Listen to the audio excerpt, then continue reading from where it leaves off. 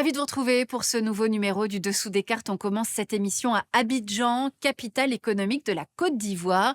Abidjan, surnommée Babi, est une ville en plein essor, bouillonnante, polluée et désordonnée.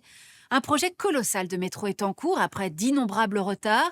Abidjan compte aussi un port parmi les plus importants du continent, un aéroport, 2 millions de passagers en 2021, le quartier du Plateau, qu'on surnomme le Manhattan africain, les plages et les belles maisons de Cocody.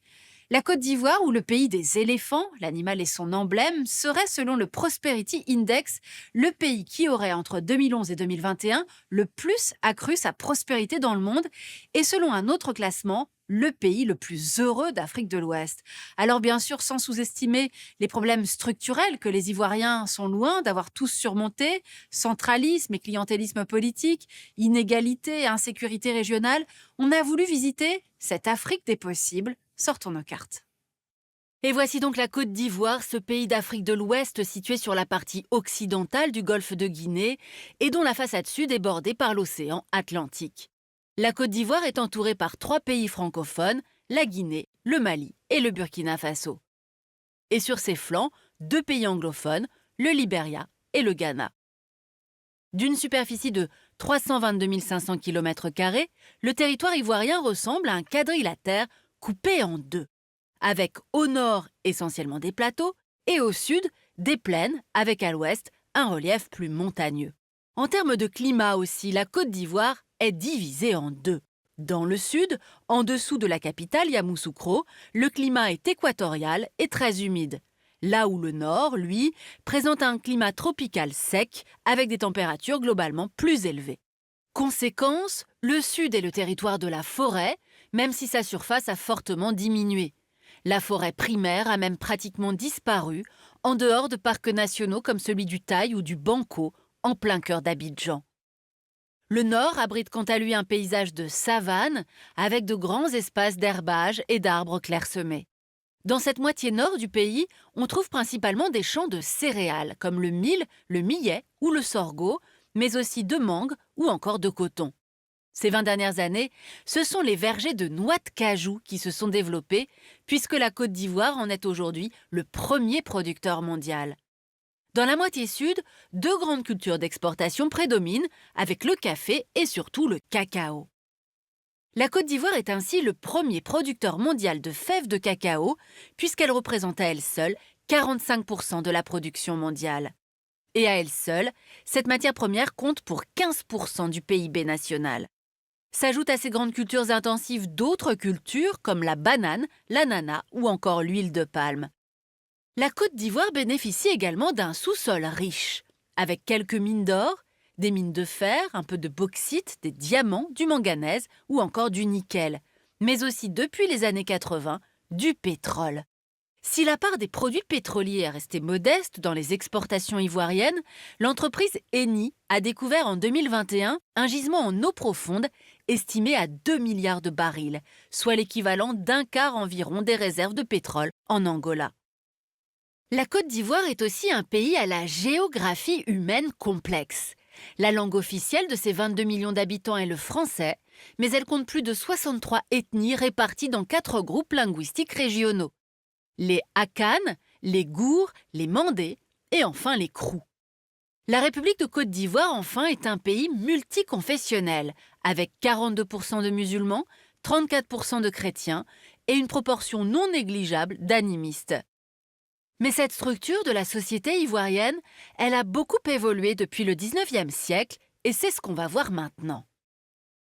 1902, la Côte d'Ivoire est intégrée à l'Afrique occidentale française.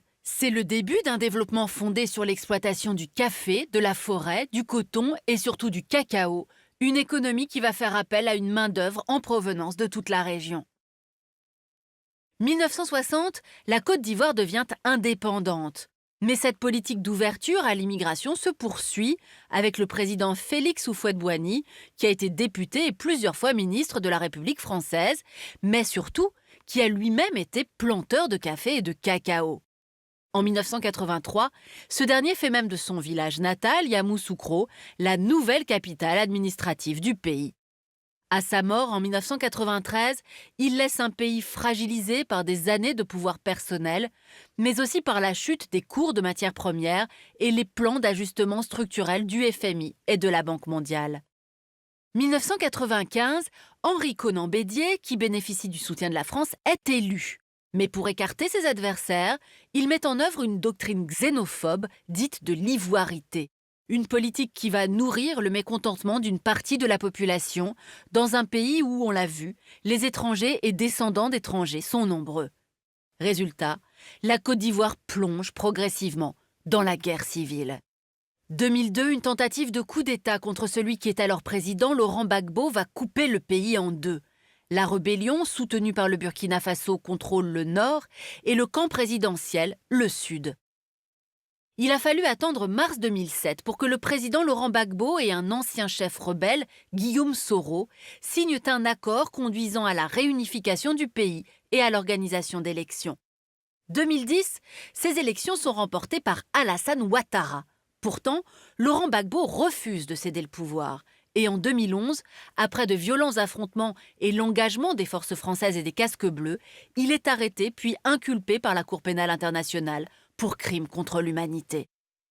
Et néanmoins, 2021, c'est le retour sur le sol ivoirien de Laurent Gbagbo après son acquittement par la Cour pénale internationale.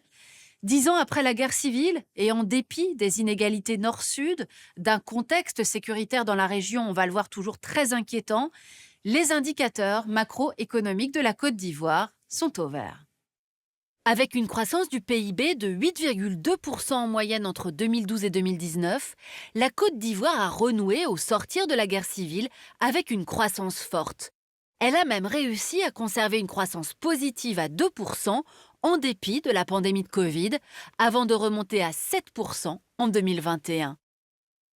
Ces performances ont été rendues possibles par une politique de grands travaux sur l'ensemble du territoire. Signe de ces changements, au sud, l'université d'Abidjan a par exemple été rénovée, tandis qu'un troisième pont enjambant la lagune ébriée, le pont Henri Conan Bédier, a été inauguré dans la capitale économique en décembre 2014. Dans le nord du pays, la ville de Bouaké, qui fut la capitale des rebelles pendant la guerre civile, s'est transformée avec la reconstruction d'infrastructures économiques comme son grand marché et la revalorisation de ses abords. Quant aux ports de San Pedro et d'Abidjan, essentiels à l'économie du pays, ils ont eux aussi fait l'objet de projets d'extension et de modernisation. Principale ombre au tableau, un taux d'inflation qui a atteint en moyenne 5% en janvier 2023, principalement en raison de la hausse des prix des denrées alimentaires. Mais surtout, la Côte d'Ivoire reste marquée par la persistance de fortes disparités. Sur le plan géographique, toujours entre le nord et le sud, la capitale économique de la Côte d'Ivoire concentre 80% de l'activité économique avec 21,7% de la population ivoirienne.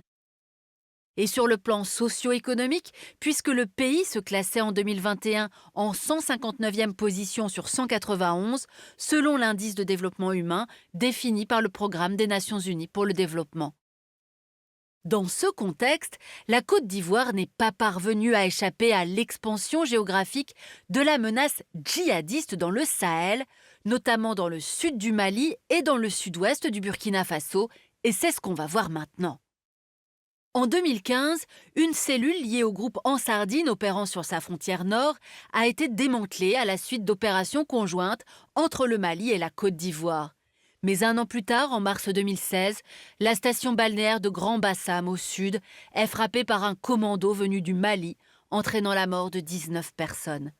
Dans la nuit du 10 au 11 juin 2020, les forces de sécurité ivoiriennes ont même directement été attaquées à Kafolo. Les assaillants sont repoussés, mais à Abidjan, c'est le choc. D'autres attaques par engins explosifs improvisés ont aussi été menées par des groupes djihadistes dans le nord de la Côte d'Ivoire entre 2020 et 2021. En réponse, les autorités ont renforcé leurs investissements dans le nord du pays, notamment dans le parc national de la Comoé. Sur le plan militaire, enfin, la France reste en 2023 un partenaire militaire de premier plan de la Côte d'Ivoire, avec ses 900 soldats prépositionnés au camp de Port-Bouët, dans la banlieue d'Abidjan. Mais l'instabilité qui frappe son voisin, le Burkina Faso, affaiblit une coopération sécuritaire pourtant essentielle au nord du pays.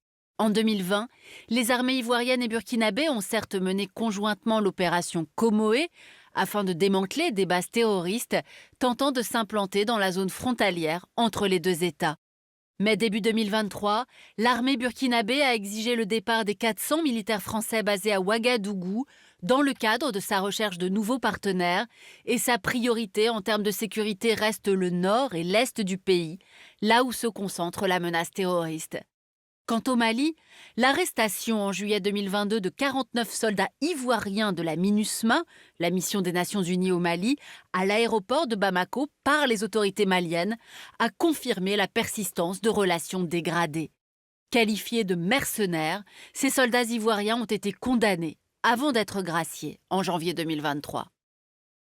Voilà pour ce voyage en Côte d'Ivoire, l'Afrique des possibles en dépit de problèmes persistants, centralisme et clientélisme politique, coupure nord-sud, fortes inégalités, contexte sécuritaire, on l'a vu, de la région.